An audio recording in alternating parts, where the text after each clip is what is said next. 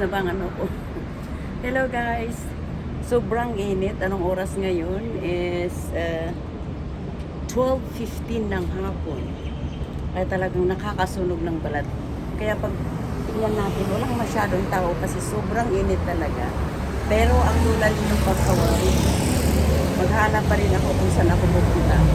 Yung mga kasamahan ko ayaw nilang lalabas. So papakita natin, malapit lang ako sa hotel namin. Kaya pupunta tayo sa metro para makita natin kung anong style dito sa metro nila. Pero makikita natin, malapit lang tayo sa Emirates Mall. Pero pumunta ako dito sa kabila at makikita natin. Pero kailangan din natin kunin yung mga mukha ng mga tao. Kaya mukha ko na lang ang makikita ninyo. So hello guys, halina kayo. Ipapasyal ko kayo dito sa Dubai. Kaya pupunta tayo sa metro kung saan sasakay ng mga train nila. So, tingnan natin.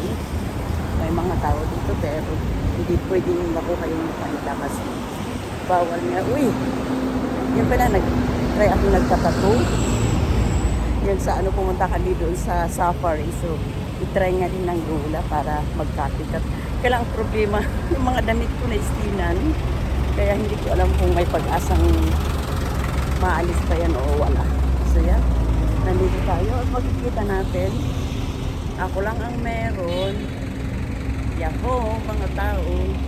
Welcome sa init ng ano dito sa Dubai. I love Dubai. Kahit sobrang mainit. Oh, yung balat ko ang sakit. Nakalimutan ko pa naman maggamit ng suntan lotion. Di bale, babalik pa rin ang ano natin dyan. So, wala akong makitang magandang ano dito. So, makikita natin. I-ano ko kasi sa akin kasi baka may makakuha ng mga ibang tao doon is may strike pa tayo kasi medyo careful tayo. Kaya makikita natin dito. Yako!